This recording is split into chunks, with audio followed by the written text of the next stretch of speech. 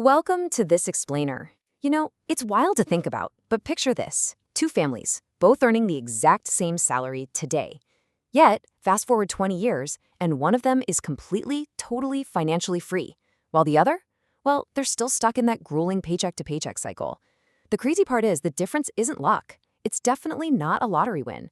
It really just comes down to a ruthless, simple intentionality with their money. Let's get into it. Let's look at Family A and Family B. Both of these households bring in exactly $80,000 a year. Now, they both work hard, right? And obviously, they both want a great future for their kids. But setting this baseline right off the bat is absolutely crucial because it proves a major point. A high income doesn't automatically equal wealth. It's actually what you do with that income that dictates your future. The real contrast here is in their daily choices. Take Family A. They're basically living purely for today. Every time they get a raise, boom, it's a lifestyle upgrade. We're talking luxury SUVs, the brand new smartphones every year, designer clothes. To the neighbors, their driveway looks highly successful, but behind the scenes, their investment accounts are totally empty. Then you have Family B. They are building for tomorrow. They follow this relentless underlying philosophy. Buy assets before luxuries. So they take any extra money and deploy it, maybe into a side business, a rental property, or even just improving their own marketable skills. To really grasp how this compounds over time, you've got to look at every dollar you earn as a tiny employee just sitting there waiting for your instructions. Jump ahead those 20 years, and Family A's hard work has literally vanished into ongoing expenses and consumer debt. Meanwhile, Family B, they've built an entire army of these tiny employees, and they're working around the clock. Their rental properties paying them every single month. That side business has scaled up, and their investments are quietly generating passive future income. Section 1. The Orchard and the Snack. Principles of Opportunity Cost. Okay, think about this simple mental model. Imagine someone hands you a pouch of magic seeds. Now, you could grind them up for a quick, delicious snack right now. Sure, you get that immediate gratification, but that's it. The resource is gone forever. Or you could plant them. See, choosing the snack means you are literally consuming the entire future fruit orchard those seeds could have grown into. An orchard that would give you shade, hundreds of pieces of fruit, and timber for decades to come. And this brilliantly illustrates opportunity cost. In your financial life, your dollars are those seeds. Choosing the quick snack, like financing a luxury car or putting a lavish vacation on a credit card, is a direct vote against your future wealth. You're not just spending the money, you are killing the asset it could have become down the line. Section 2. The Asset First Rule. Building wealth through intentional purchasing. So to get out of that liability trap, we need the Asset First Rule. And it's beautifully simple. Whenever you get a bonus, maybe a tax refund, or really just any extra cash, just pause. Before a single dime leaves your account, ask yourself this one incredibly powerful question. Can I use part of this money to buy or build an asset before I spend the rest? It is, hands down, the ultimate way to pay your future self first.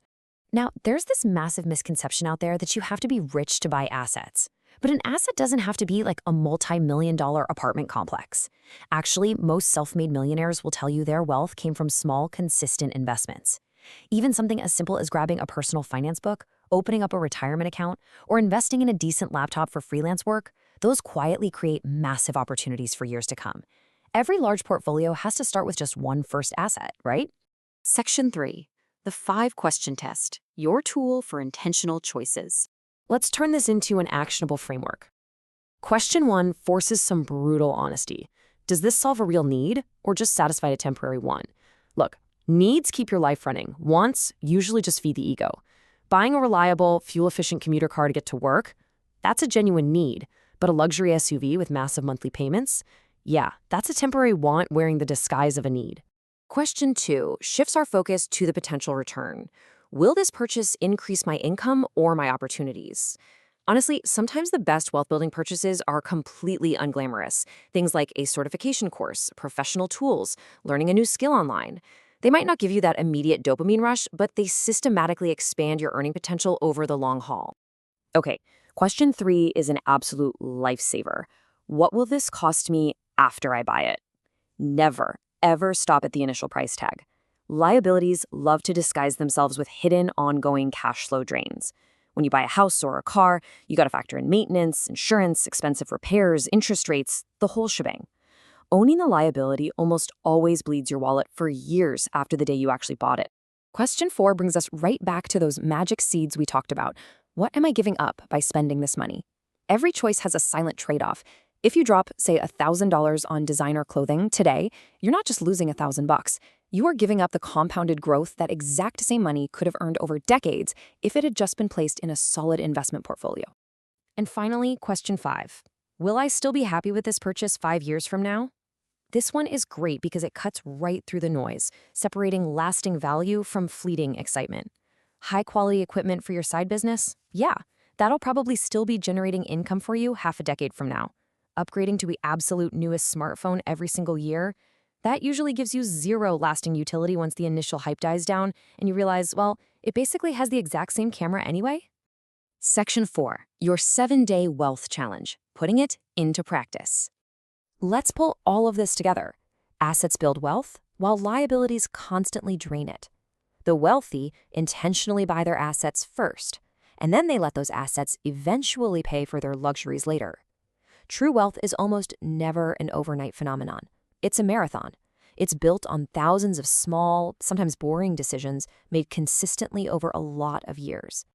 So here is your challenge for the next 7 days. Keep a simple note on your phone. Right before you make any purchase, ask yourself this exact question. Is this purchase helping me build wealth, maintain my lifestyle, or just satisfying a temporary desire? And hey, don't judge yourself for what you choose to buy right now, just observe.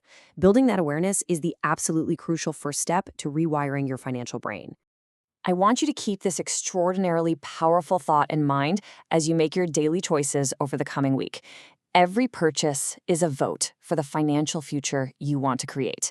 Because the reality is, every single dollar you spend is casting a vote for the world you and your family are going to live in 20 years from now. Choose your votes wisely. You now have the framework to really start building up that asset column.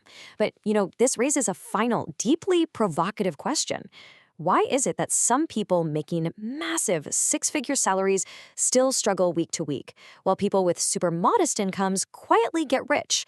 Well, the secret lies in one concept: cash flow.